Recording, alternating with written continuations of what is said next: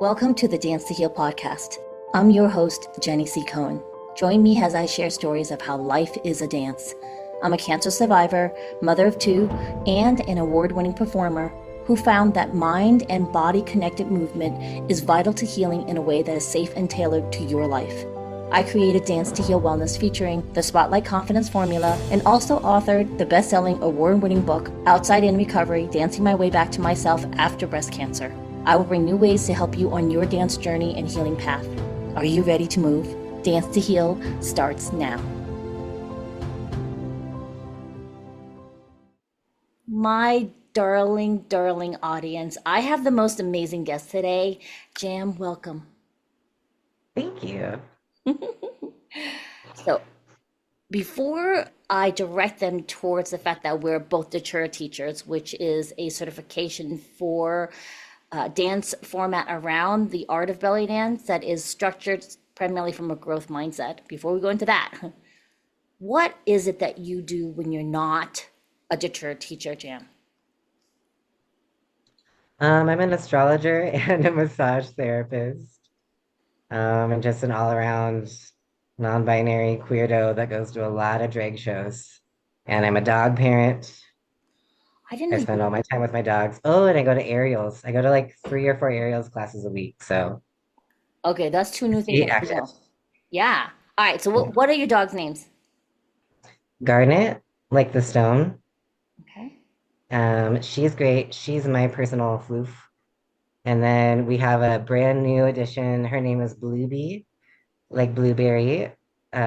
She's a rascal. We just adopted her from the Humane Society. She's a Chihuahua with crazy, like wizard, like gray and black wizard hair. She was a stray.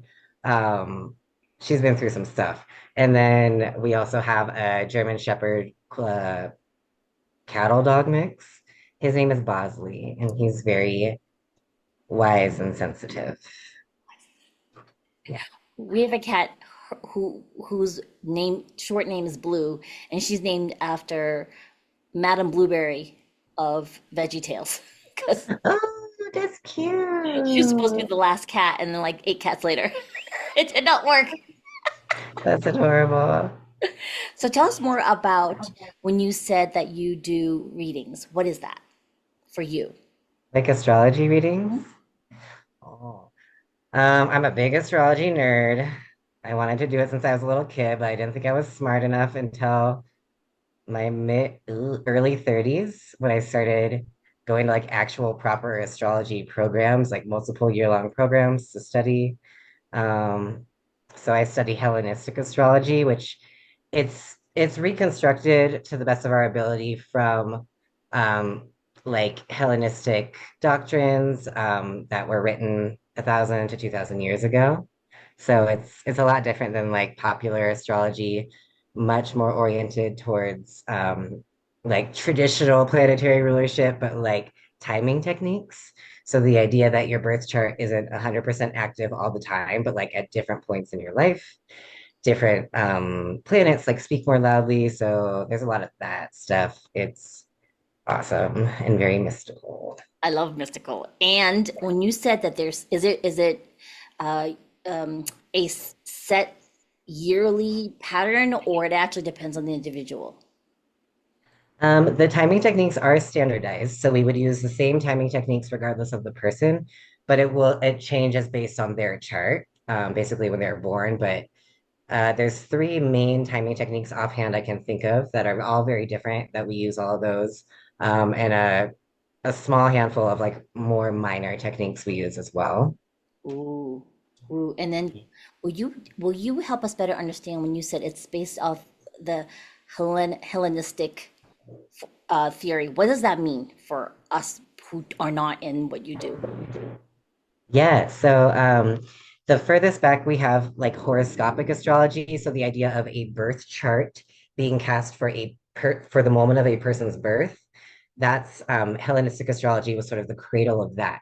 So around is it like 0 AD, like the turn of the other century?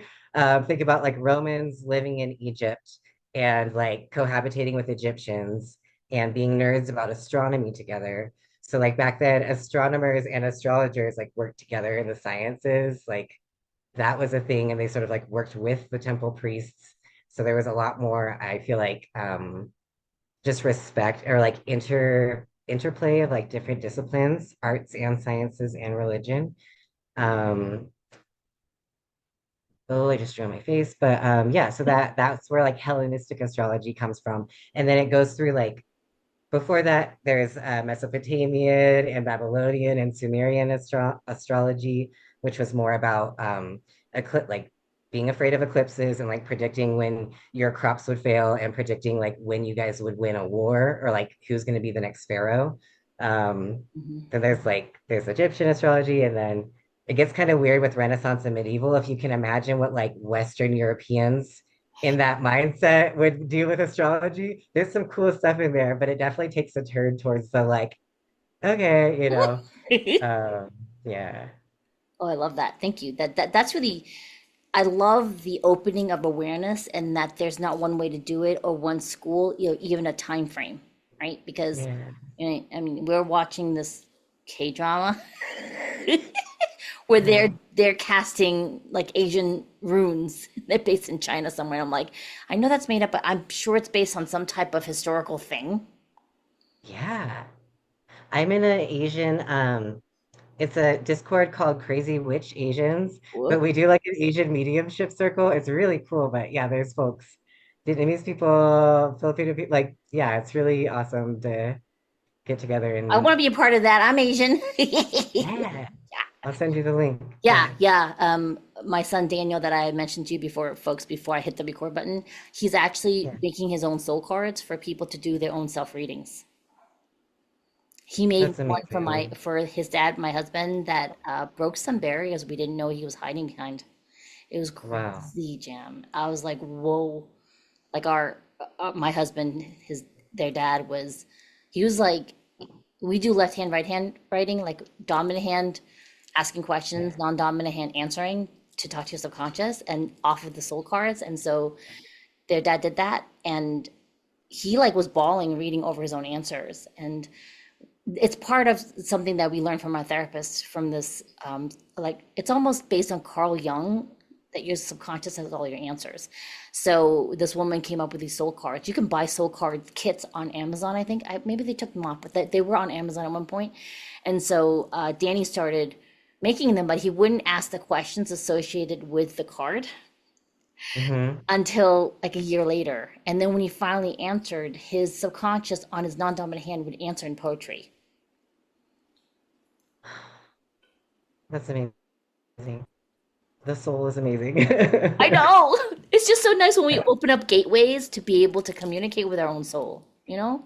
Yeah. So Well, it's like shit is trying to be channeled, and then we make it really complicated by like trying to make art. And it's like there's actually plenty of stuff trying to come through if you just unclench a little.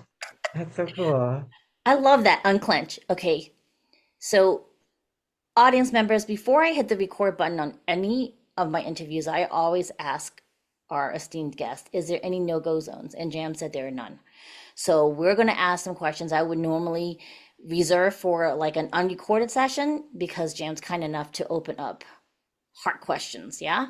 So now my kids, because my daughter's non-binary and she'll allow people that are closer to her to be she, they, but other people, they're all they. Does that make sense? And then my son is trans. And so he goes by he, him for now. And so and they all kind of started to really come back into themselves, I would say maybe in the last 3 or 4 years. Daniel more so like 7 years ago. What about you? When did you know that you were not part of this mainframe um, patriarchal definition of the binary? Yeah. Um, so when I was a little kid, I for sure didn't know the difference between like people who are assigned boys and people who are assigned girls. And I remember, they make some books for little kids with like anatomy drawings where they're like, this is your body, blah, blah, blah. And I just remember flipping between the girl page and then the boy page and being like, where the fuck am I? Just back and forth. And can I say bad words? Absolutely. Go ahead. back and forth. And I was just, and the thought in my head was like, where's the angel page? Which is weird, but like, in my mind, I was like, I just feel like it's like a blank canvas, right? Like angels shouldn't have junk. I don't know. Um, I also wasn't around, like I was never around boys, never like, so I thought basically everybody was shaped like a doll, and what made you different was on the inside. Um, my theory was that one day you either grew boobs and you meant that you were going to be a mom, or you didn't grow boobs and that meant you were going to be a dad. And like that was my concept for such a long time. Um, and then I pretty much settled, I would say in my early 20s, I went through this really big, like red tent goddess womb wisdom phase that lasted like until my Saturn return until my late 20s. And I pretty much concluded that like I was non-gendered, but put into like the body I was in so that I could serve women in the moon temple. And that was my hardcore story. Um, and part of it underneath of that is I just knew that if I went on hormones, I would never really grow a beard and I would never ever pass as a man. Like I'm at my T levels right now are at 750. This is like the most butch I've ever looked. Like I have a very like quote unquote feminine just build and genetics. Hmm. Um, Well, and I then mean, listen, you are, yeah, I'm gonna swear, you're fucking beautiful, Jam. So, thanks for saying that. and part of it is because you feel home. I feel yeah, You feel home, right? And I say that because like my both my children, even though they're going through rough spots, because we in our family we're very honest about anniversaries because our bodies remember, even though we're, a lot of people like, you need to let it go. I'm sorry, my body's still processing it, okay? So when yeah, anniversaries come around for a lot of we're processing just past traumas together and individually, right? We will talk about it, and I still see that my kids are home where they are yeah, versus before, when they were doing even dance competitions. It was very male female, very, you're yeah, this way or that way, and you have to dance this way or that way. So when Danny yeah. first started doing ballet classes at a company school here, he had to learn the ballet world of how a boy acts. Gross. And it was Oh wait, is that kind of cool? Was that affirming though? it was affirming and not affirming because Okay. ballet itself, even though it's perceived as an effeminate art, is actually very gendered, like this. Men do this, women do this. Men do jumps, women do turns. And occasionally you could have a little bit of like this, but the women's classes, they weren't focused on jumps. The men's classes were focused on jumps and maybe like the turning jumps, but not Mhm. turns per se. I mean, it was like you were either a natural turner or you weren't, and it was like, no, it's biomechanics. Like, stop it. Like, it's like, Wow, yeah. yeah, yeah. It was really interesting for like, because he joined the ballet school, we were taking an acting class, Mhm. and at that time, Daniel had said, I'm definitely, this is not because mom, you have breast cancer. I'm afraid of having boobs. Like, that's not it. And I was like, okay. Because we just moved here to Salt Lake City from the East Coast, Jam. And Mm. I asked him, what do you need to, like, what do you need from us right now? Because we've moved to this new town. No one knows you. So we could do whatever, we could use whatever gender you like, whatever name you want, however you Mhm. identify, let's just do it and just shift it immediately before we try and the people back east, we're going to worry about them later. Just they'll see through the pictures that you're not the same. Like, I wasn't even going Yeah, to address it because the underlying theme was, if you don't accept my child, we have no relationship. That was already understood with them, right? like yeah. Right? That's how all, sorry, parents, that's how all of you should be reacting. Sorry. Because I know Yeah, too Mama many Bear. parents, Jam, too many parents whose children actually died are not on this plane of existence anymore. And that's different, folks. Right? Because I've been part of parents groups where they're like mourning like a death, and I'm like, stop it. Your child's still alive. They just Yeah, they just were like a butterfly. They transformed into a butterfly. Deal with it. Stop it. Sorry, parents. yeah, But it's just, Jam, I'm sorry. I've been to with too many family friends, close friends whose child actually are gone energetically. yeah, Their bodies are gone, and that's yeah, different. That you grieve that. yeah. Well, and the rate of trigger warning suicide. The rate of suicide in non-binary people is even higher than in binary trans people.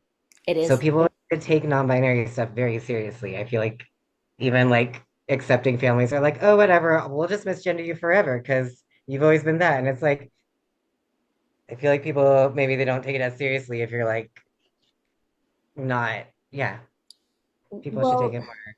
I agree. Yeah. You and my daughter are epitomes of what's precious in the world.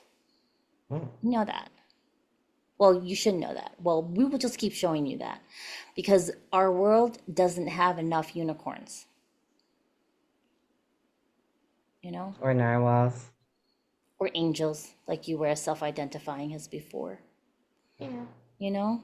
Yeah. Yeah. So my audience members, when you want to find Jam, the Instagram handles in the description. However, if you're driving, right, then you don't go look at the description, please. I'm going to attempt to read out and spell out the IG identifier for yourself. And you're going to be really patient with me, but drive carefully, okay? So you're going to go under IG for Jamita, long underline, like a little short underline line, and then Muscaria, Caria, okay?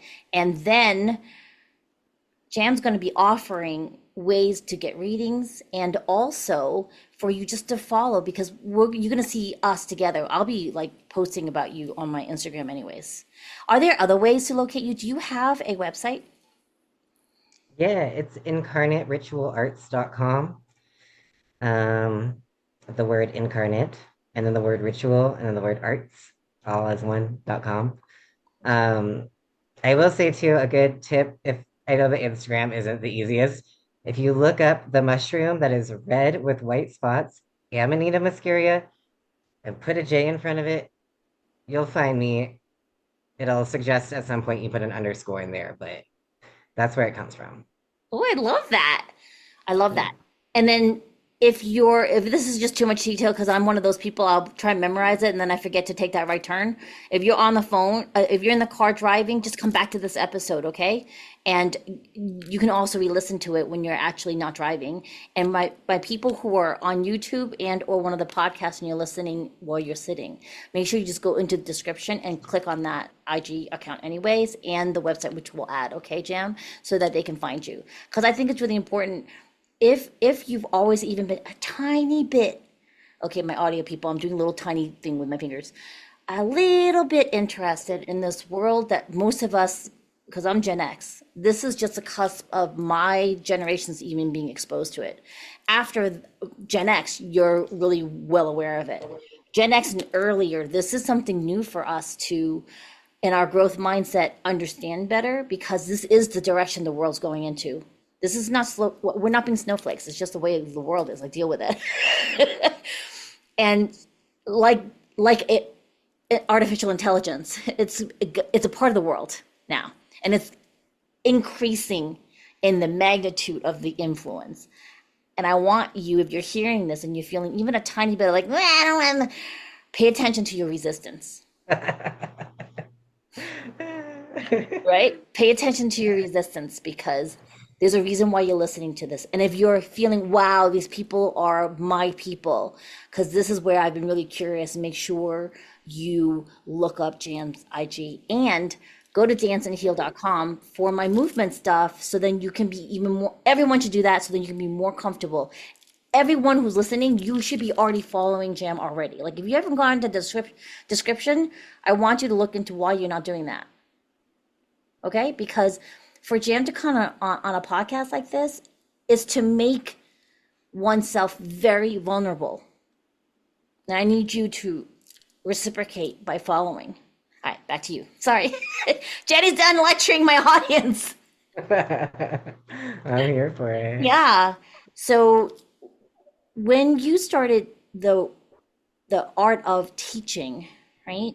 You shared with me before we had record that you wanted to be like the rock in the rock tumbler. Explain that, because we're in a world where everyone wants to teach. Everyone, with the joke in the belly dance world about the 6 week wonder. They take one class and they think they can teach.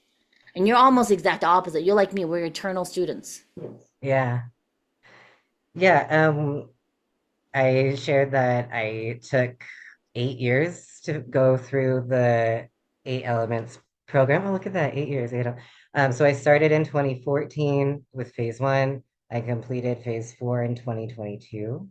But I took time, I like taking years in between the phases, both because I like being a student forever and I don't like getting pushed out of the nest because I really like my teachers. Um, but also because I wanted to evolve and grow during that time. And I'd only been dancing for 2 years when I started. And I just knew, like, oh God, like I want to be a completely different person by the end of this. I don't want to blast through this in 4 years. And I would have been in my mid 20s when I finished. Like, that's too young. And I knew that. So I took a lot of time and a lot of space. And I'm grateful for it because a lot happened in between there. Um, a lot of experiences as a performer and as a human. So I'm really glad I took the time and I can't wait to go back and retake all four phases. I'm gonna do it. I can't get enough.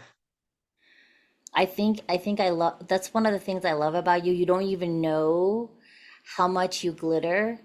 You just don't know, Jam, because like you're like, oh, this is just who I am. So, audience member, I'm gonna give you a little bit of like most teachers, we're trying to rush through all the certifications because somehow we think it's gonna legitimize us in some way, right? And you want to always be with a teacher that is trauma informed and aware that none of us, no, we don't all fit in that square or round peg. Sometimes you're a star shape and you need someone who's going to be able to see you from there. So because Jam and I, we're always learning as students, we know what it's like to be a student. And so like, just to give you a little behind the scenes thing, we're in a teacher WhatsApp group and Jam, you're the one giving us breakdowns on how you're doing all this stuff. Do you know no one else is really doing that? I just keep having these moments, Jenny, where I'm like, did I figure out a really good way to like chunk this down? Or did we actually cover this and I forgot because it was 5 years ago? But so far everyone's like, that's really great. So I yeah. And know. I'm doing Boxana's training right now too, and that's made me like very passionate about helping to explain the finger symbol stuff as well. Yeah. Yes, I love that. You'll Yeah. have to do a one of the teacher workshops. I want to do a lab at Datura, but I want to do that as like a group choreography experimentation. But yeah. Yeah, so do that fill out thing on the registration. Like you're interested in teaching the course. Hmm. Always, always. I want you to know I know that you were surprised when I asked you to come on the podcast.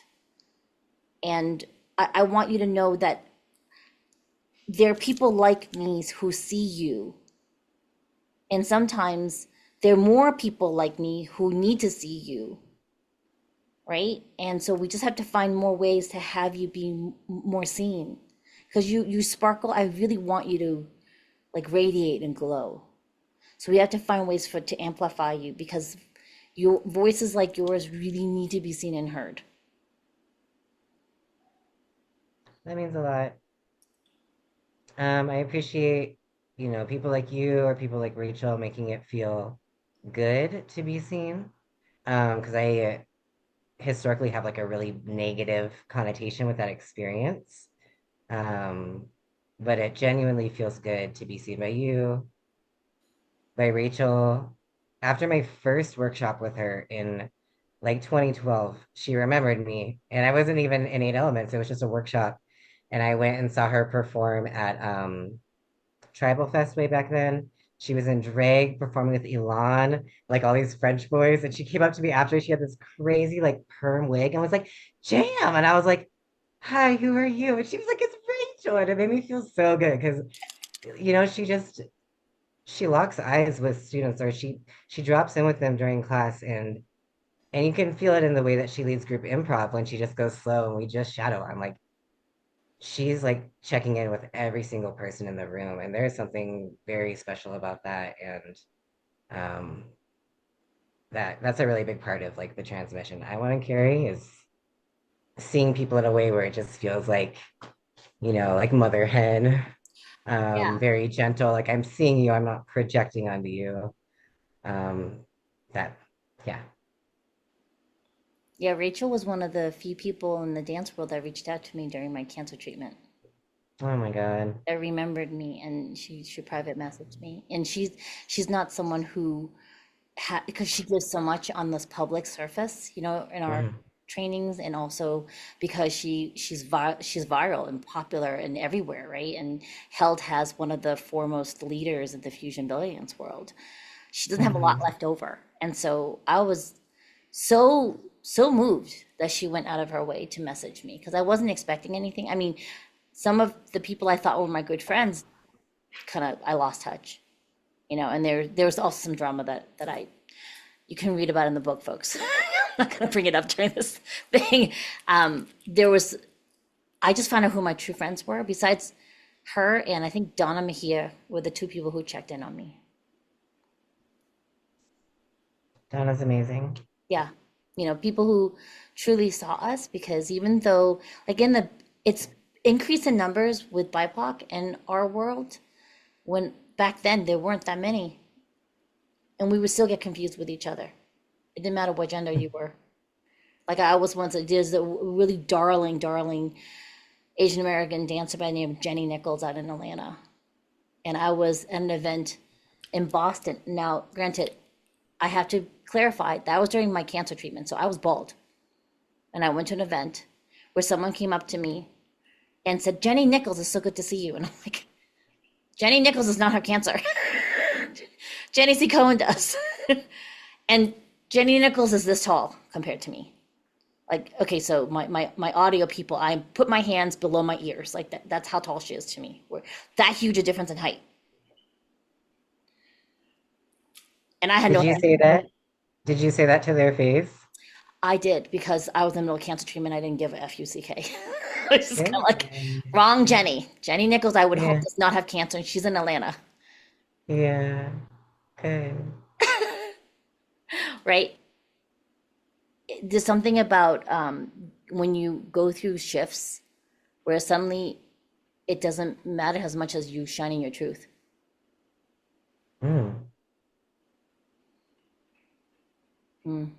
So what is the last message you're feeling compelled to share, if anything's coming up for you right now, that the audience needs to know?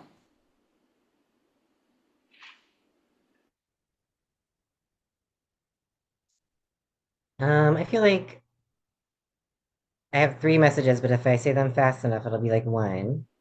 If you're, Take your time. Go. yeah, I just think if you're considering like training in anything, dance, aerials, whatever, like do it. My mom would always say, shit or get off the pot. I'm like, I don't know which one it is, but go do it. Like, don't wait. There's no reason to wait.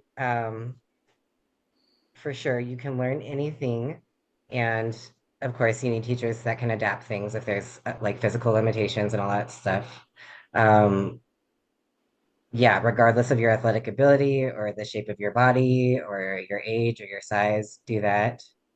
Number two is if you've had any weird just tickle at the back of your mind about gender stuff, research it.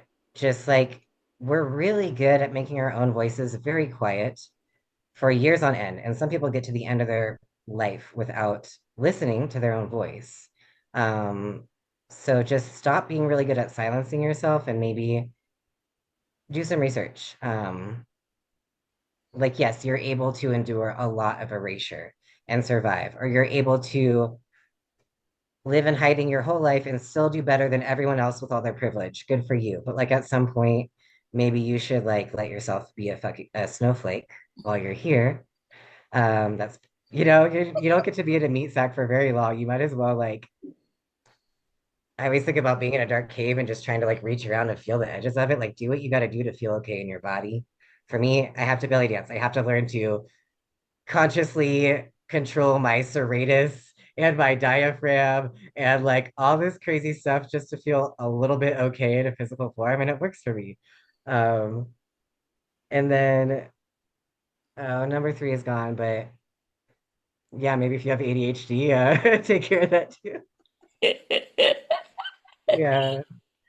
Oh, Oh, I know what it is. I think it's really important to be honest with yourself about whether you like resent your own existence or whether there's something you hate about the fact that you exist. Because I think a lot of us can think ourselves out of irrational thoughts, but the thoughts are still running. Um, and if the idea of your existence being documented makes your skin crawl, um, I think it's really worth it to like start making your mind a sanctuary for yourself. Like you're the only person who can give yourself a sanctuary, like a true sanctuary when you're in a corporeal form. Um, and if your idea of a life well done means that I'll pass from the earth, the last time somebody speaks my name, I will have the true death, and my existence will be erased from the record, and then I can finally be free of this weird anxiety that I'm doing it wrong. Like, not that I'm speaking from personal experience. That's my personal experience. I don't like being in front of people. I don't like having my picture taken. I don't like social media. And so I don't do actually much of that, but the performance stuff, I do the performance stuff and I make myself go through it. Um, because it's a lot of violence towards yourself to indulge those sorts of tapes running in your head. So maybe each breath is a new beginning. So we keep breathing. Yes. you gave me chills, Jam. Yeah. So I'm not gonna say much more, audience, because I think Jam said it all. Your time's limited on here. What are you gonna do with the rest of it after this episode ends? Thanks for joining us. We'll see you next time. Bye. Love you. Bye. Love you. Bye. Thanks for listening to the Dance to Heal podcast with Jenny C. Cohen. Come back next time to hear stories of inspiring triumph and learn more ways that you can heal yourself. To work with me and continue your journey, visit danceandheal.com. Are you ready to move?